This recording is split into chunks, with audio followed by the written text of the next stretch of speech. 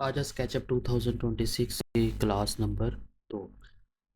अच्छा, तो इसमें हम ये चीज़ सीखेंगे कि स्केचअप में यूनिट्स किस तरह हम सेट करते हैं और उसका यूनिट्स का क्या रोल होता है और वो किस तरह हमें हेल्पफुल होते हैं 3D मॉडल बनाने।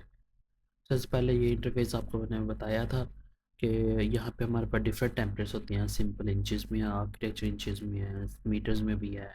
विजुअलाइजेशन के दो टेम्पलेट्स हैं जो इंचज़ और मिलीमीटर्स में है। ठीक है। अब हमारे इधर ज़्यादातर जो यूनिट्स चलते हैं वो फीट और इंचज़ में चलते हैं, तो मैं क्या करूँगा, आर्किटेक्चर इंचज़ वाला सेलेक्ट कर लूँगा।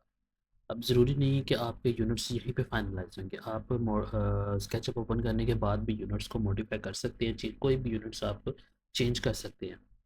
ये हमारे पास इंटरफेस आ गया। अब यूनिट्स को एडिट करने के लिए सबसे पहले हम चलेंगे अपने विंडो पे और यहाँ पे मॉडल इन्फो। यहाँ पे मॉडल इन्फो आ गया और यहाँ पे आप सबसे नीचे देखेंगे ना, यहाँ पे हमारे पास आ जाती है यूनिट्स। अब मैंने जो आर्किटेक्चर सेलेक्ट किया था तो इसलिए आर्किटेक्चर आ गया। अब इसका क्या है कि अब मैं यहाँ पे अगर 20, ये ये जो लाइन लगी है 20 इंचज़ की लगी है। हालांकि यहाँ पे मैंने कोई फीट कोई इंचज़ का सिंबल ऐड नहीं किया, जस्ट 20 ऐड किया और एंटर कर दिया तो ये 20 इंचज़ की लाइन यहाँ पे ऐड हो गई है। इसी तरह के यहाँ जब मैं इंजीनियरिंग पे जाऊँगा यहाँ पे फीट शो हो रही है। अब मैं सेम एज यहाँ पे अगर एक लाइन यहाँ पे लगाता हूँ 20 की, तो इसकी डायमेंशंस हो रही होंगी क्योंकि यूनिट्स चेंज हो गई हैं। और हम अगर देखें ना तो दोनों लाइंस के जो यूनिट्स हैं वो चेंज हो गए हैं। ये देखिए, इसके 20 फीट है और 1.6667 फीट उसके यूनिट्स आ रहे हैं जो मैंने 20 इंचज़ की लाइन लगाई थी। अब जब अगेन मैं इसको आर्किटेक्चर में करता हूँ दैन अगेन ये चेंज हो गए 20 फीट, ये 20 फीट की डायमेंशंस आ गई और 1 फीट 8 इंचज़ की।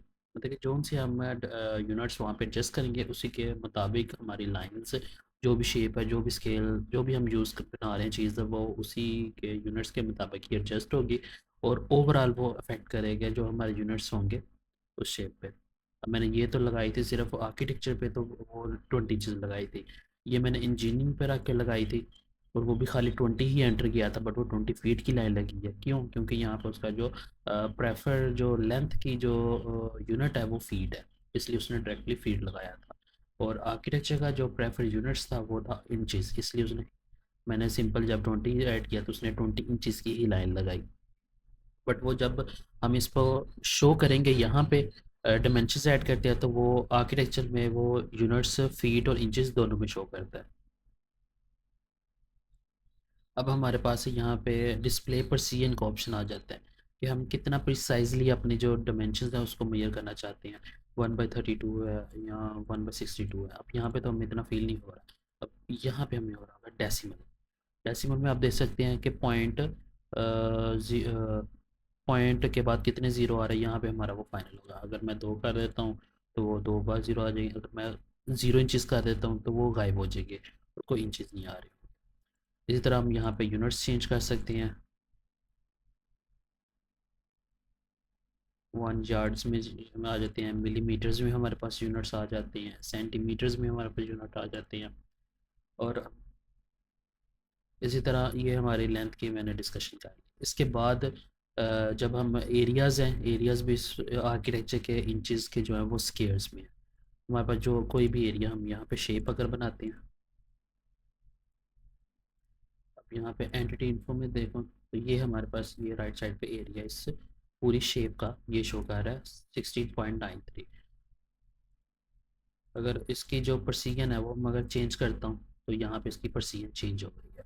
अगेन जब इसको फर्दर चेंज करता हूँ उसकी फर्दर परसीजन चेंज हो गई है।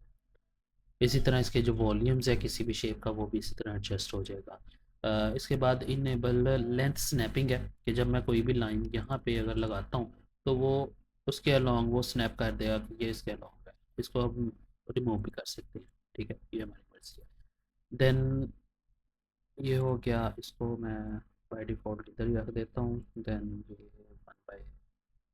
1/16 पे कर देता हूँ। ओके। और इसी तरह जो हमारे एंगल्स हैं वो भी इनको हम एडजस्ट कर सकते हैं। लाइक ये हमारे पास डिग्रीज हैं। जैसे इधर 15 डिग्री पे स्नैपिंग होगी। लाइक जब मैं अपनी एक लाइन बनाता हूँ फॉर एग्जांपल अगर मैं अपनी इस लाइन को रोटेट करता हूँ इसके, तो ये 15 डिग्री के एंगल पे स्नैपिंग हो रही है। ठीक है ना। अब यहाँ पे अगर मैं वैल्यूज़ की चेंज करता हूँ, 30 कर देता हूँ, तो इसकी जो स्नैपिंग होगी वो 30 के बाद होगी स्नैपिंग। आप देखेंगे प्रोटेक्टर के ऊपर जो मार्किंग है वो चेंज। तो मैं जो एंगल स्नैपिंग है उसको 15 की कर देता हूँ, जो स्टैंडर्ड है। सेम इसी तरह हमारे जीनिंग के भी यूनिट्स हो जाती हैं, फिर बाद में डेसिमल में यूनिट्स आ जाती हैं, मिलीमीटर में करना, जिसमें भी काम करना हम अपने कोई भी यूनिट्स हैं वो एडजस्ट कर सकते हैं। तो आज के लिए बस इतना ही। अगर आपका कोई क्वेश्चन हो यूनिट्स से रिलेटेड आप कमेंट करें, मैं आपको गाइड करूँगा। और मिलते हैं आप अगली क्लास में।